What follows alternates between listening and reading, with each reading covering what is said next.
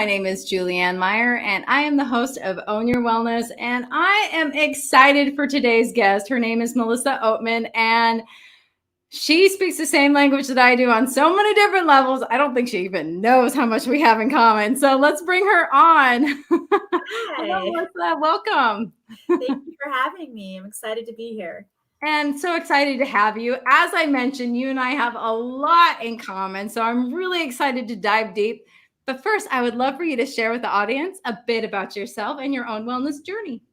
Sure, absolutely. So I am a single mom of twins, and my wellness journey really started a few years ago.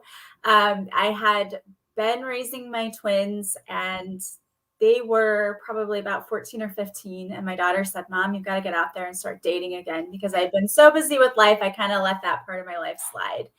And I went on that incredibly weird journey of dating, the online dating world and everything. And I found one significant relationship, and then it ended up kind of blowing up. And it forced me to look at myself and say, like, okay, what are you doing that you're attracting the same type of person over and over again? So I decided to go inward, and that's where my wellness journey started. It was trying to heal the mind and body together. So I started working on healing my inner child and trying to go back and figure out what was causing me to keep myself stuck, repeating the same patterns of behavior over and over again. And I actually ended up finding a mentor, if you will, that I just really resonated with. I ended up becoming a healer. I started taking Reiki courses and past life regression courses and hypnotherapy and all of these courses because it fascinated me, and I really wanted to help other people heal. And that also led me to writing a book about my own journey of how I survived, not just survived, but thrived post-divorce, because I think a lot of people think of divorce as a death sentence and, oh no, it's the end of my life. What do I do now? And so I wanted people to be able to heal with more grace and with more ease than I did. So I started a podcast also where we kind of dive into all things having to do with spirituality and self-improvement. And it's called Awaken Your Inner Awesomeness. And we have amazing guests on all the time who talk about topics, everything from mindfulness to yoga to whatever that helps you to improve your mind, body, and spiritual life overall. And so I've been on this journey now, doing Reiki, helping people heal, writing a book, doing this podcast. I absolutely love it. And it has taught me so much about myself. So. You know, I love when people can use things that are maybe not what we want in life, like a divorce. Nobody ever gets married thinking, I'm going to get divorced one day. Right. And being able to use that to help other people, like you said, move through it with more grace and ease. And I find that not a lot of people are willing to put themselves out there with that level of vulnerability. So you must have had to have done some work, because that's putting yourself out there. Yeah, it really is. But I found that the more I am vulnerable and I put myself out there, the more people reach out and say, I'm so glad that you told your story, because I realized that I was not alone. And just as you said in the beginning, oh, we have so much in common. I've had so many people reach out to me and say, our stories are so similar. And I'm so glad that you told yours, because then it made me feel like it was okay to tell mine. I love that. I love that. It's true. You Yeah. know, you are influencing people and showing up. And when you do that, you don't know who's watching. You don't know who you're inspiring just by being yourself. So Yeah. I love that. Besides, everybody loves a good comeback story. I don't care. Exactly. So for the listeners or the viewers that are watching, what is Reiki? So it's an ancient Japanese energy healing technique. And the main idea is that we are all made up of universal life force energy. And whenever we go throughout our lives, things happen to us that deplete a little bit of our energy every day. So if you can imagine, let's say you're at work and you're listening to this coworker complain and gripe all day long. Well, that affects you. It drains you, and you feel like your energy is depleted a little bit. And so what Reiki does is it actually puts the energy back into you wherever it's been depleted in the body. Mm. And another thing that I do when I do Reiki is to open and clear the energy chakras, because those also become blocked. And it's very interesting. You can actually see when someone comes in, the symptoms that align with the certain chakras. Like if they aren't speaking their truth, they'll have thyroid problems, or they may have like tooth issues, or if they have a blocked solar plexus chakra, they may be experiencing stomach problems. It's really interesting how all of that aligns up. And whenever I connect with someone, the first thing that I do is just connect with them energetically, because I can also read energy, and I'll tell them, these are all the symptoms that I'm getting. And I'm like, how do you know that? Like, oh, that's fascinating. My cousin, now you'll appreciate this. My cousin, I love her to death, and she's always been convinced that I should be a medical medium. So I understand what you mean by that. Yeah. And I'm just curious, when you say you can read energy, do you see it in colors, or how does it show up for you? Is it like a sense? It's a feeling for me.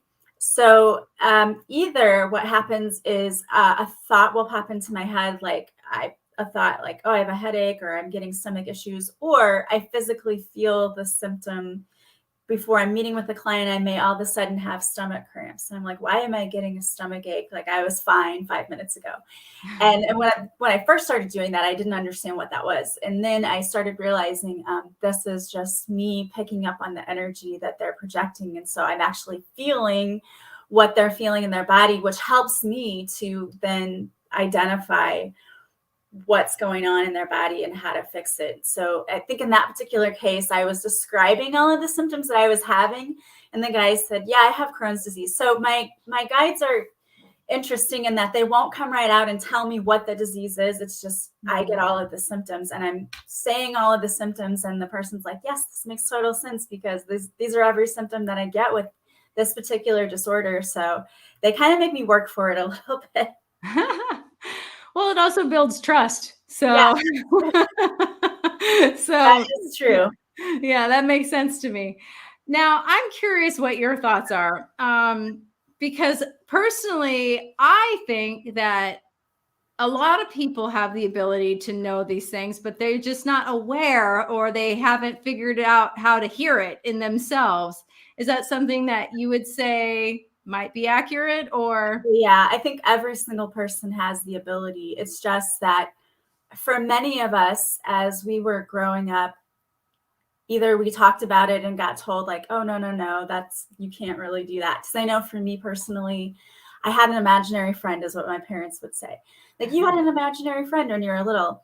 And now I know that was probably one of my guides, but that's what I was told was, oh, it's just an imaginary friend. And so I think what happens is that we get conditioned to believe that can't be the case, or that people can't really see spirits, or can't hear things, and can't feel things.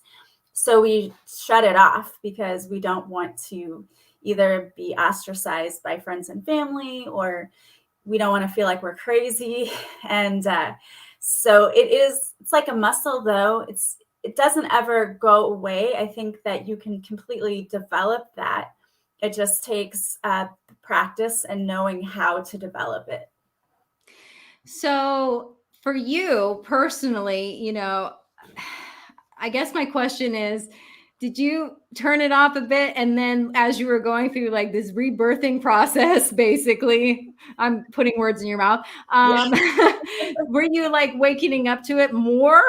Yeah, absolutely. I've always been fascinated with psychics and mediums, but kind of closetedly. So, I would buy books and things, and do my own little research, but not really. I never really talked about it to too many people. And it wasn't until I went through a spiritual awakening, which was when that one relationship ended, and I was like, there has to be more to life than this. And this can't be right. And there's just nothing exciting right now. It was like I call it a dark night of the soul. And so I kind of woke up one day and just said, something's got to change. And I changed my whole life, really. I mean, I've been a teacher for so many years, and that's an interesting thing too, because it's not really a profession where you can just outly say like, oh yeah, I can read your energy. People will be like, okay.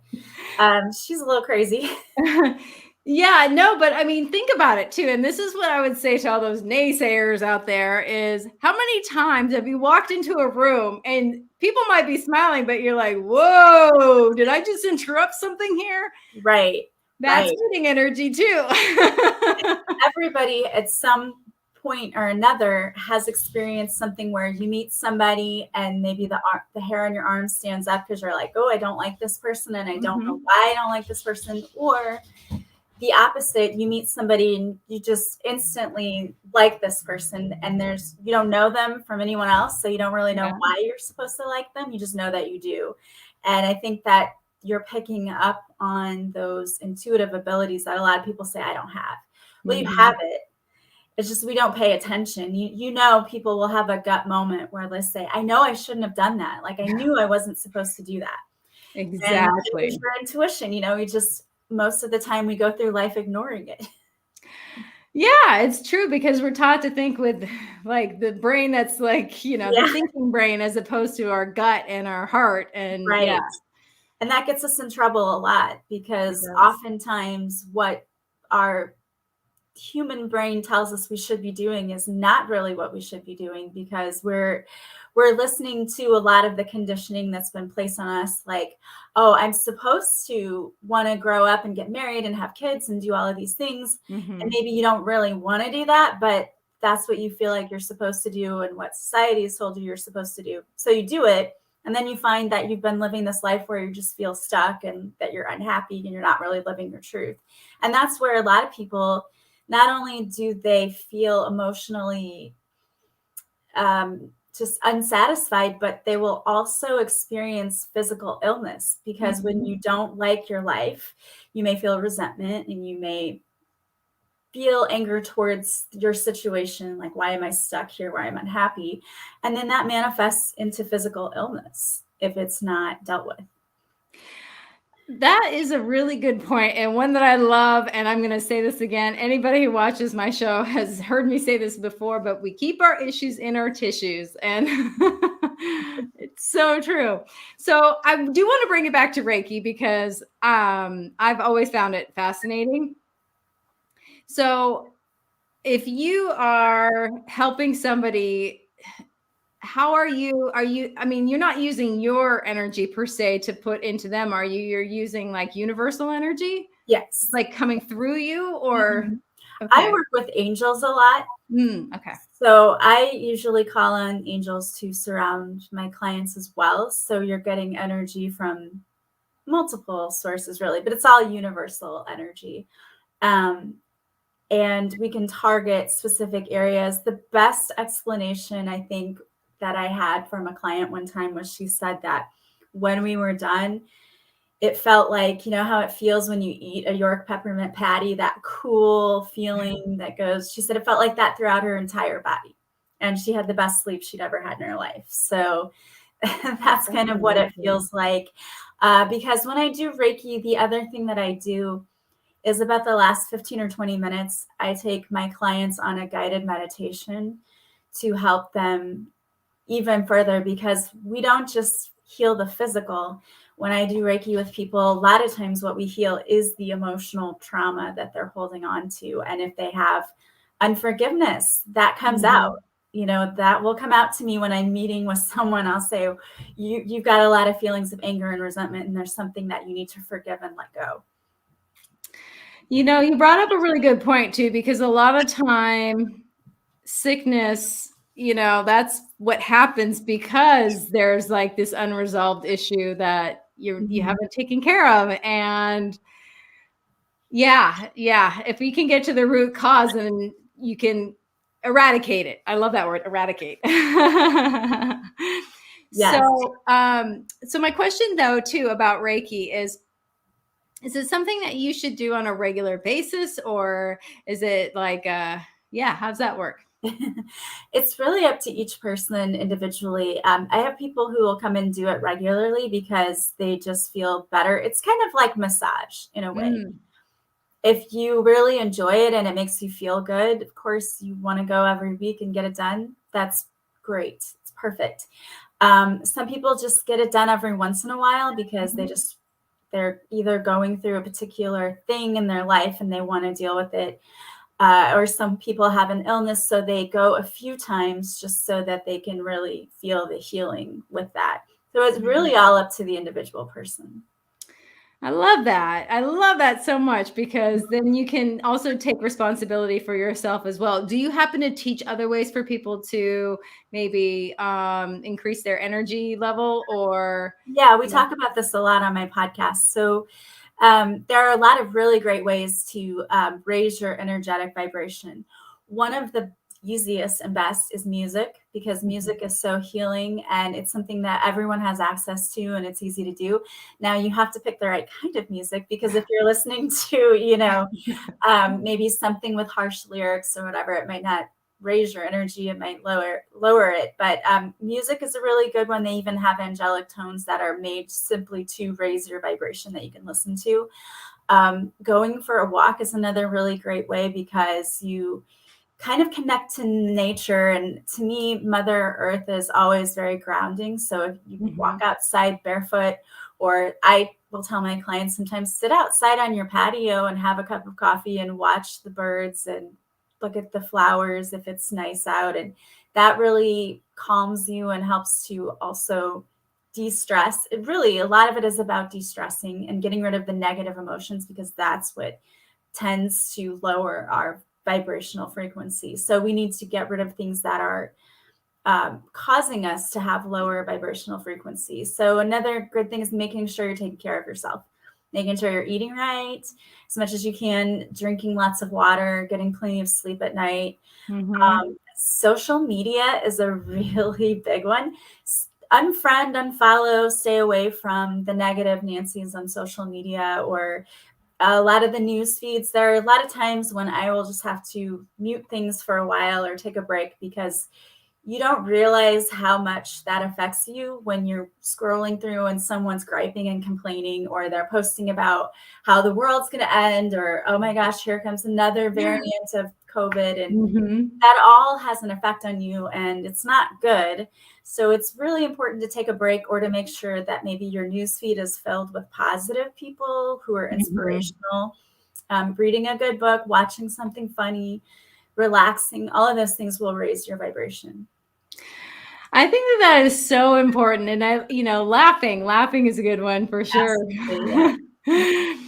No, but the thing about the news that I want to touch on too is, most resistance I hear back from people is, but I need to know what's going on in the world. And my thing is if it's big, you're going to hear about it. Right. Period. But also, you don't necessarily need all the commentary and the thoughts behind it, because news, especially these days, is not to inform you as much as to shock you or anger you or upset you. It's better for ratings. So there's a huge difference between learning about, a new variant, for example, that there is one, and then also the sky is falling and this and that. And what are you going to do with that information? Right. And there's so much disinformation out there too. So I think it's important to try to find sources that are credible, but also stay away from the opinions added into the news. And you don't have to see it every single day anyway. Like you said, if it's something that's really big, you're going to hear about it before it, someone will say, did you hear about this? And then you go look. But I think it's important to, disengage every once in a while. And I don't mean be ignorant, but just because it is very, very draining on you to listen to that, to look at it. And especially with all the political things that we have going on all the time, it can drive you insane. So it's important to kind of take a break every now and then. Yes, 100%. I couldn't agree with you more. And the thing is too, and I love this saying, and I learned this, I think ninth grade. Maybe it was, I was in ninth grade, and my teacher, Mrs. Ames, and she said something. It was like one of the first days of class, and she said to us, she was telling us about herself, and she was telling us about her divorce. And she said that she didn't realize how heavy her load was until she set it down. And that's kind of what it is like with the news and these things that we put into our life. We don't realize the weight we're carrying until we're not. So give it a try. You don't know until you try. Yeah, there's so many things that we do in our lives that really detract from our joy. And so another thing that I always highly encourage my listeners on my podcast to do is to take inventory of your life every now and then. And are there things that you can let go of that maybe don't make you happy? What was it, Marie Kondo, who I don't know if that was her, but she said, if it holds something up and if it doesn't bring you joy, it's like, just let it go. But you really do have to do that in your life, whether it's things, because decluttering is a great way to help you, because things take up energy. And so you don't have room for more things to come into your life if you're holding on to things that aren't serving you. So it's important to let things go, whether it's things or even people, because sometimes we realize, hey, I've drifted away from these friendships because I'm on this level and this person's down here. And you know, it's not as fulfilling as it once was. And maybe they're draining. And so it's important to let people and situations go when you need to. That's a very good point. And I'm really, really glad that you brought that up, because a lot of times, and I actually had a friend talking about this yesterday, about how she was keeping certain friends in her life because they'd been there for so long.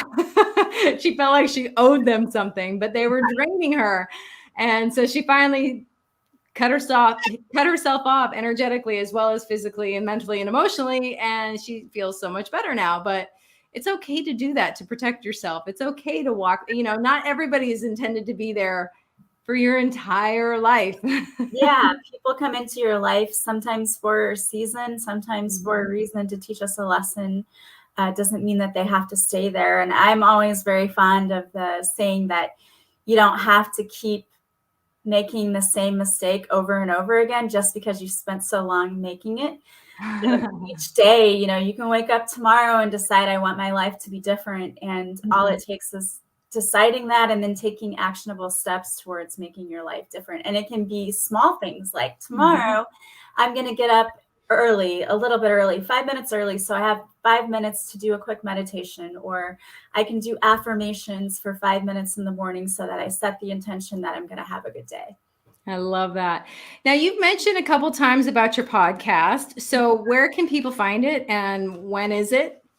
So it's pretty much everywhere. It's on iTunes, Spotify, Pandora. It's called Awaken Your Inner Awesomeness, and it is 3 days a week.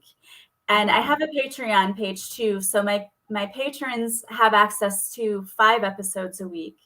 And also with my patrons, I do a card reading for them each week and guided meditations. And I have a YouTube channel where the podcast also streams. And I do have guided meditations there that I have done that are just free for people to grab. And so, real quick, this website right here is where people can basically find everything about you, correct? Yes.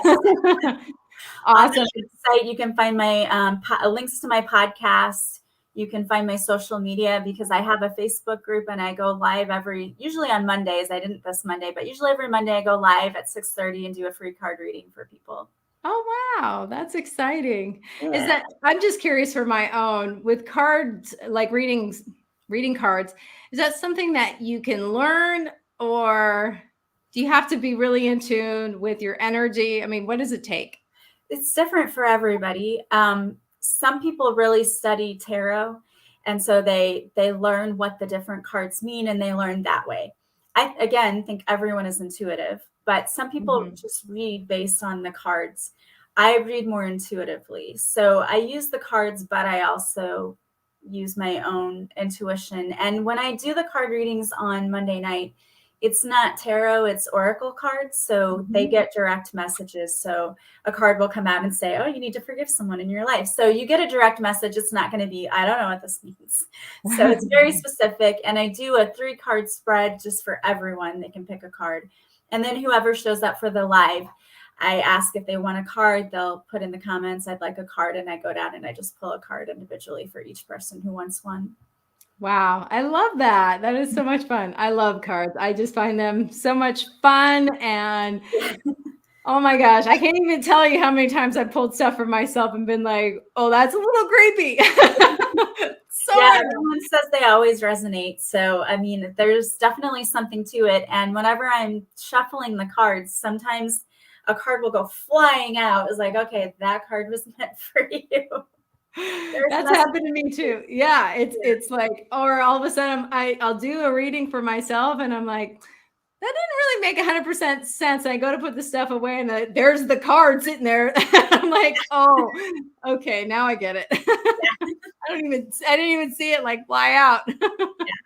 That's so funny. Anyway, we do have to go to commercial break. But when we get back, we're going to talk about your book. And also I'd love to touch on obviously what's in it, but maybe about blasting through those limiting beliefs. So, Sure. all right, awesome. We'll be right back in just a minute. Okay.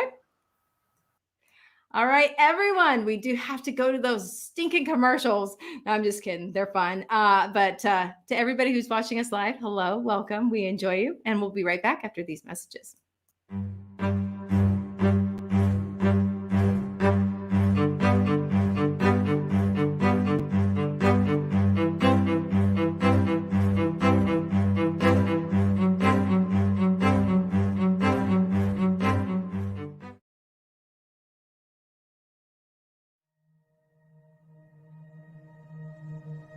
Now, you can vibrationally align your aura. You can gain a larger and spiritual perspective on life, relationships, God, people, wellness, and money. You can also have moments of meditation and reflection any time of the day. And reading the thrilling, adventurous, and mystical story of S.I.U.E will just add more faith to your daily experience of the mystery of the universe.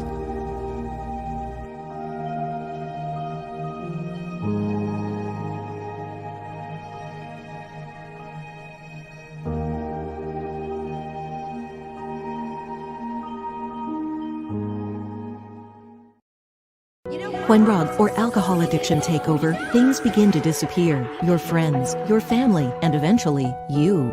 Recommended by Dr. Phil, New Method Wellness can help get your life back with individualized treatment plans for dual diagnosis clients. New Method Wellness provides the most highly credentialed treatment in a safe and welcome environment. Call New Method Wellness for your free consultation and ask about our national accreditations. Together, we can put the pieces back together.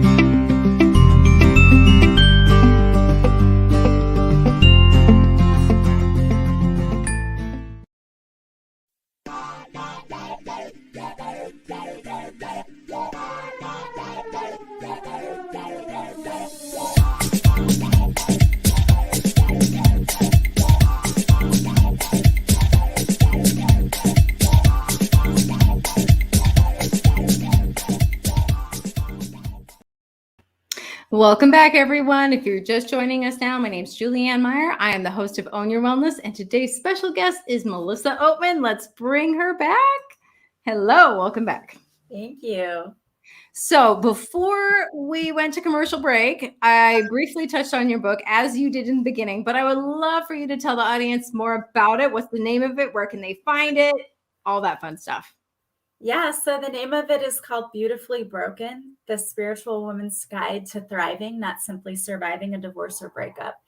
And it is on Amazon, it's on Barnes & Noble, Goodreads, and there's also an audiobook version, which I had so much fun recording because it is My story of my own situation in surviving divorce as a single mother, I was in a very toxic relationship.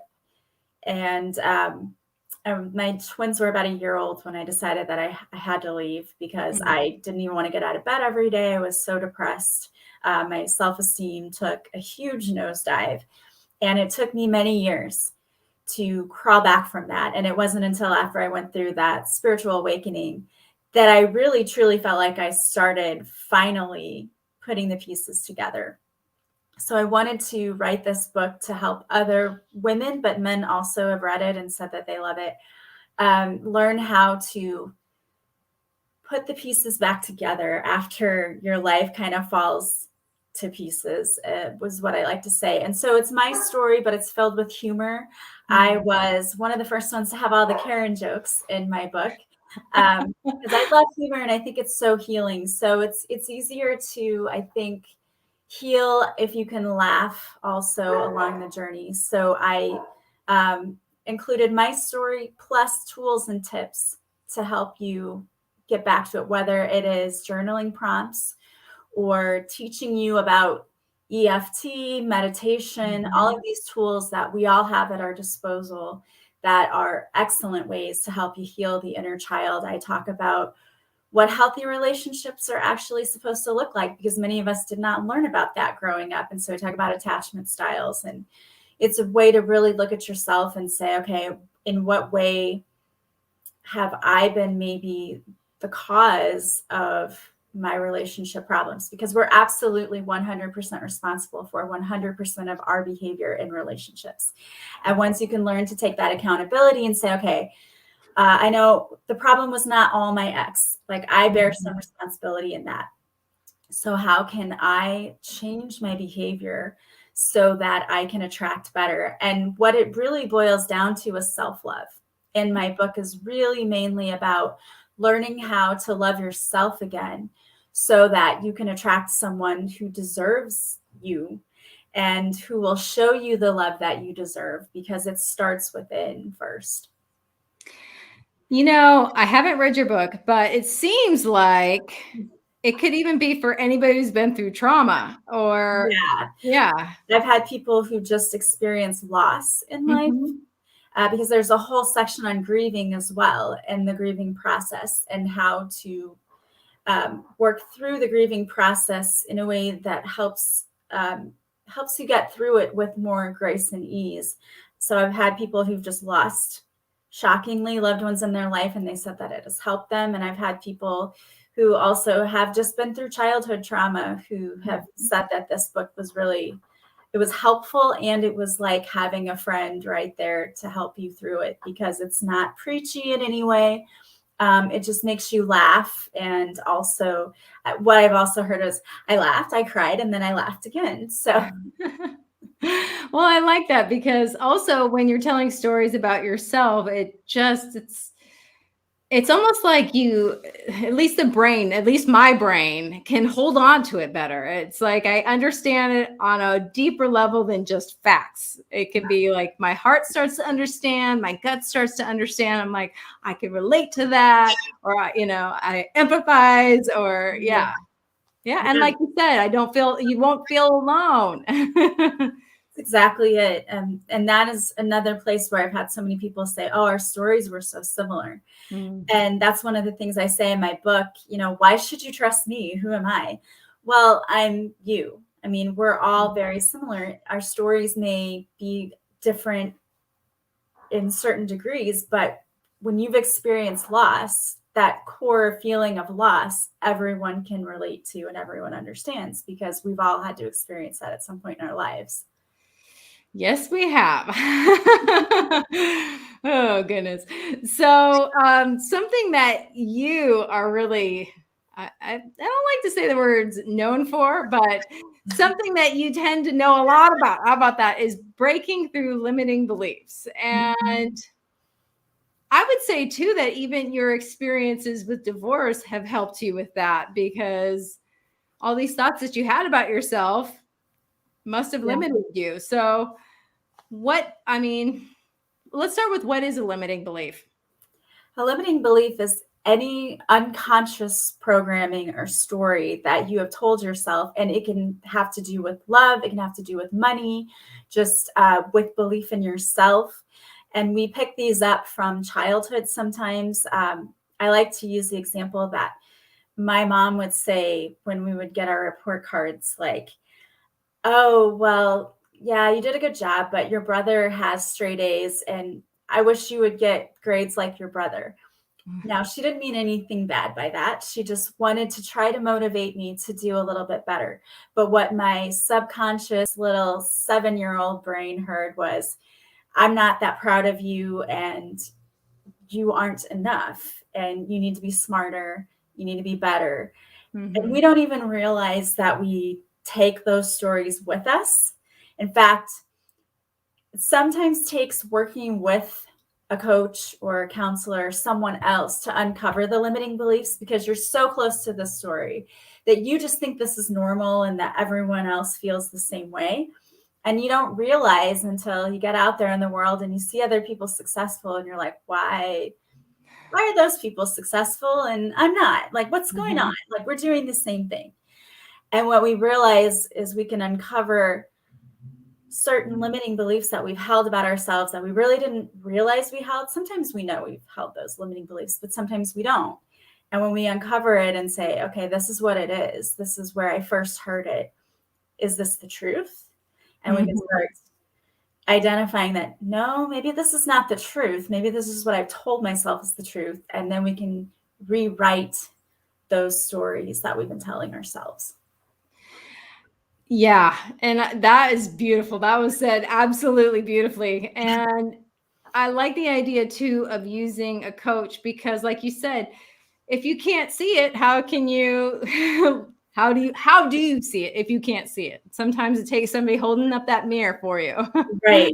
I always like to use the expression, you can't see the forest for the trees sometimes. Sometimes we are so close to our own problems that we don't even realize that is a problem. And I like to pick on myself sometimes, but I had a similar situation where, you know, when my ex was dating at first, my daughter would come home and be like, oh, his girlfriend did my hair and she was helping me. And I would get very jealous, like, this is not okay. And I went to a counselor and she's like, what are you getting upset about?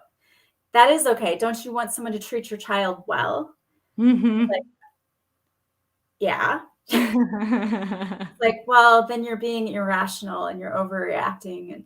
But I couldn't see that because I was looking at it through the eyes of ego, which said, I'm her mom. I'm the only person who should do this or that, you know. So it was very much an irrational, it was a fear trigger coming up for me that I didn't catch. I didn't notice it until someone else told me, no, you're wrong.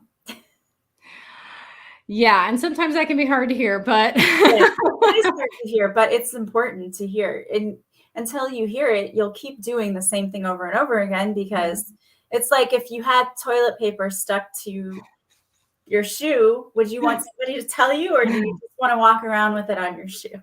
I like that example. It's very visual. And we've all probably been there with the spinach in our tooth and nobody said anything, and you got home and you're like, oh my gosh, I walked around for an hour with spinach between my teeth and nobody and nobody told me to tell you. Right. And it's not easy to hear, but you need someone to tell you, because the only way that we can get rid of limiting beliefs, the only way that we can shift our perspective is to identify them first of all. And then once you do identify them, what do you do? So that's where we have to rewrite those stories. So there are a lot of different tools that I use with clients as a coach. And one of the first things we do is we do journaling work to try to figure out what those limiting beliefs are. And not only do we have them from when you're a child, but I personally believe in past lives. And so I feel like we have brought trauma with us from past lives. We brought karma that we haven't healed, lessons we didn't maybe learn in the past life. So the cellular memory remains with us. So even if we don't remember consciously that past life, we still have the programming that was with us in that past life. And there's a couple of ways we can deal with that. You can do past life regression, which is sometimes just fun to see, what was I in a past life? And you're fully awake when I do that. You're in a very deep, relaxed state, but my clients are awake. And so they're the ones seeing everything that's happened to them.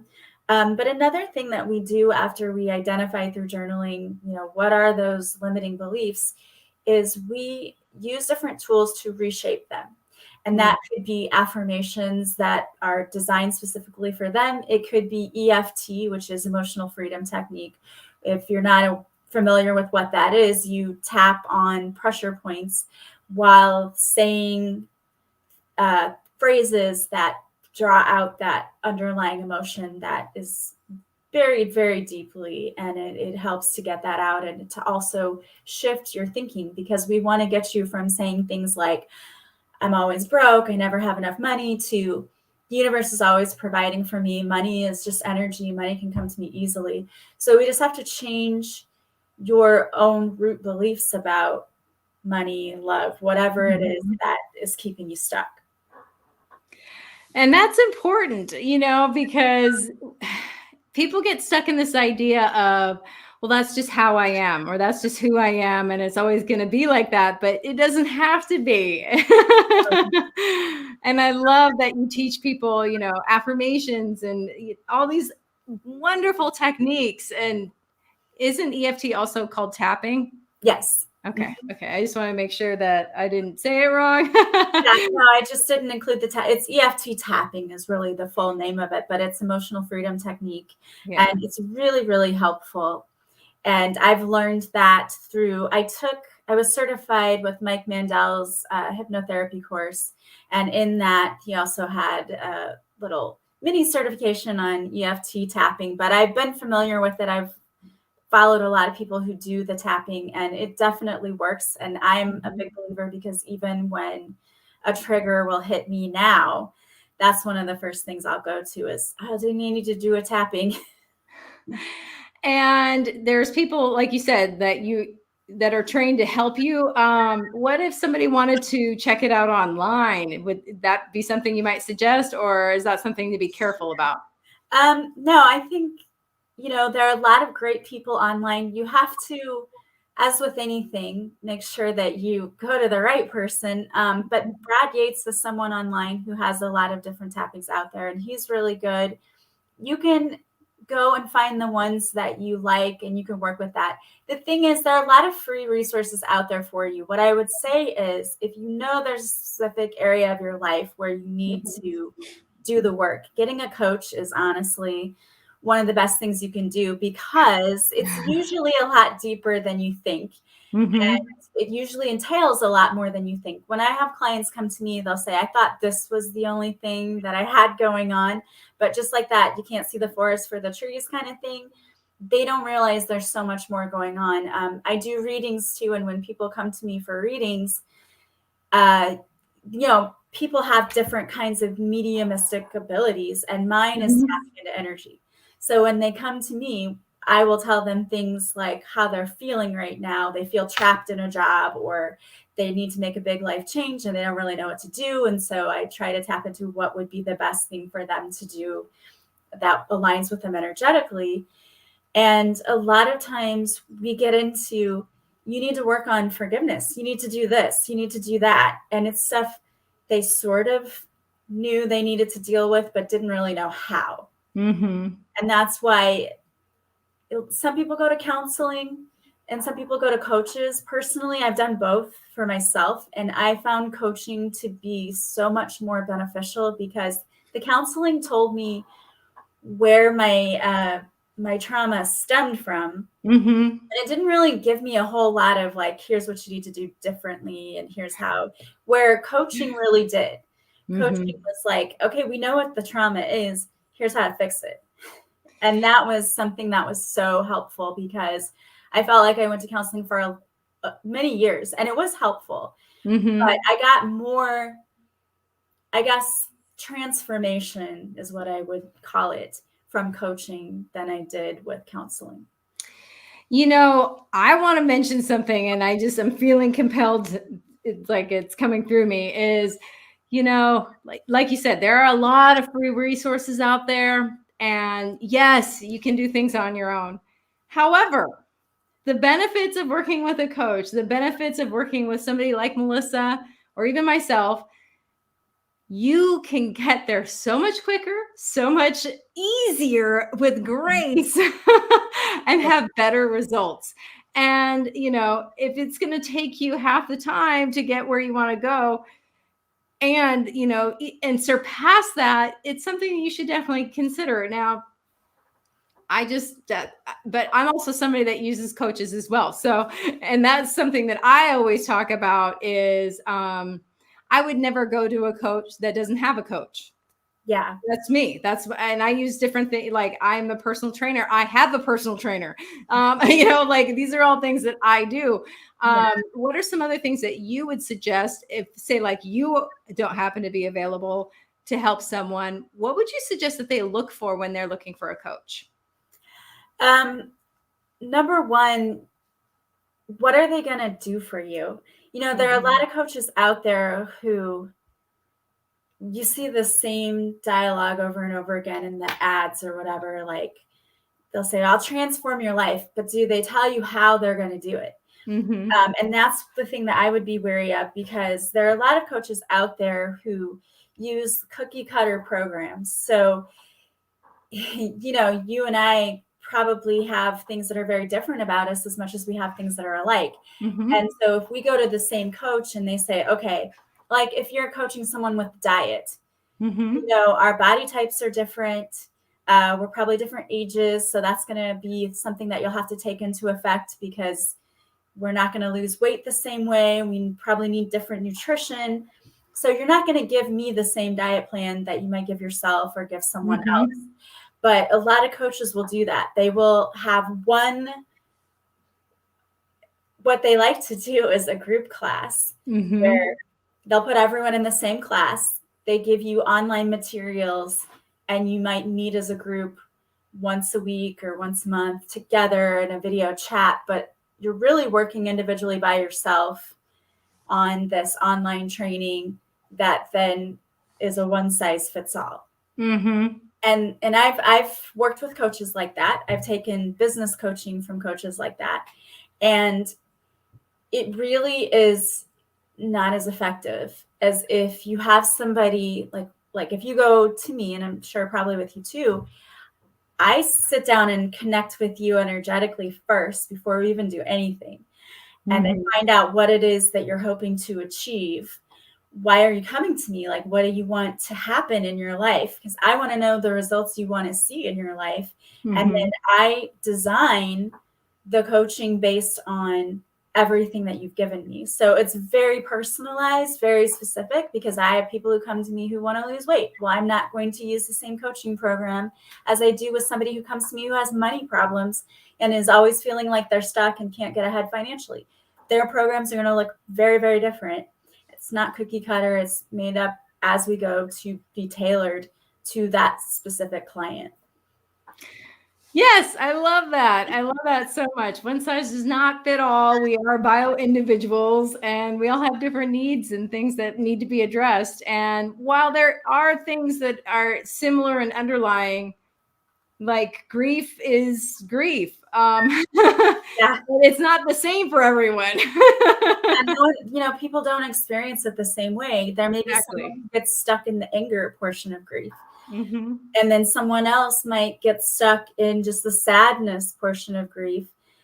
We all go through it differently. There's also not a time limit. So you can't say it's going to take you a week to get through this stage. Nobody knows how long it's going to take you. You process things differently. Mm-hmm. And that's why I think with coaching, it's so important to get someone who's going to give you individualized attention, because if you're in a whole group setting, while it can be beneficial for you, you're not going to get exactly everything that you need, because there's no way that somebody could coach a group of like 100 people and still manage to know everything about that client that they need to help them move forward. No, that is definitely true. Yeah. And who doesn't love the one-on-one attention? Right. And that's the other thing about it too, is you have your own personal cheerleader. That's what one of my clients said one time. She said, it's like I have you in my back pocket, and whenever I'm having a bad day, I just send you a message and then you give me some sort of tool to help me get through it. So I love that. And something else I want to mention too about coaching and the difference between coaching and therapy is that, a coach helps you deal with it, like you said, tips and tools. And like you mentioned before, a therapist will listen to you, but they're not about telling you what to do or how to do it or giving you advice. It's just about listening and figuring out, like you said, where it came from. Well, that's great. Now I know where it came from, but what do I do with it? So, there's there's a place for each part of it if that's what you're looking for. But coaching, I'm with you. I mean, and maybe it's because I am a coach, but I just feel like we help people, and not every coach is the same. So yeah, it's like anything. There's good and bad anywhere you go in whatever profession you're in. Just how committed and devoted are the people to what they're doing, and if they really, really are truly in it for their clients and want to see. Because personally, if you don't feel better and you don't see transformation, then I failed. Yeah. And so I make it my mission to help you. And I think that is what everybody needs, is like their own little pocket cheerleader cheering them on, because life is difficult. It's really rough. And sometimes it's very difficult to navigate. And there's no shame in asking for help or saying, I don't know how to get through this, because everyone has experienced times in their life where maybe they felt like they were lost. And that's why people like you and I are here on this earth, is to help people find their path again. Exactly. So we are almost out of time. We have about 2 minutes left. I would love for you to share any other wisdom or things that you might want to reiterate, anything like that. So the biggest piece of advice that I can give to someone is to put the focus back on you again. I think especially women and moms, but dads out there too, we get so busy with life and we're taking care of everyone else, and our own health and wellness takes a backseat. And the problem is, if you don't make time for your health, you will have to make time for your illness. So it's really important to put the focus back on you, do self-care, and do things to foster self-love, because I think so many of us, we feel badly about ourselves. We beat up on ourselves for no reason. We're all humans. We're just here trying to learn and grow. And there's no shame in making mistakes. And you can wake up tomorrow at any point and say that I want my life to be different. And you can do things to start building a life that you love and brings you more joy and more ease. So focus on you. I love that. And I popped up your website again, and I'd love for you to talk about your book just a little bit more. They can find it on Amazon, Goodreads, where else? Barnes and Noble. And then it's available on audiobook, and I think it's on audiograms, thing like that, I think. But if you go to my website, there's a link for my book, and you can click directly onto the links to purchase the book there. The audiobook is great because it's hilarious, because I narrated it. So it's pretty funny. But there's a lot of humor to it, and it's helping a lot of people. The main thing is, as you read the book and you go through it, you will be given tools that you can use immediately to start helping you heal. I love that. Instead of just, like you said, promising something and then not even following through with what you can actually do to change your situation. Right. Exactly. No, you have journaling prompts in there. There are websites and different things to go to find EFT and to find guided meditations. And, my YouTube channel is a good resource, because I have different guided meditations and EFT practices there as well. So, and they're all free. And they can find your YouTube channel from your website as well? Yeah, everything's on my website. There are social media links on the homepage. There's a link to my Facebook, Instagram, and also Twitter and YouTube. Wow, I love it. Thank you so much, Melissa. It has been an absolute pleasure picking your brain and hearing from you. And thank you so much for sharing a bit about yourself and spending your evening with us. We really Yeah, thank you appreciate it. so much for having me. This was so fun. Awesome. Well, have a great night, and hopefully we'll be able to chat again soon. Yes, thank you. You too. Bye now. Bye. And unfortunately, that is all the time that we have for today. But we will be back on Thursday. So until then, enjoy your week, and we'll see you soon.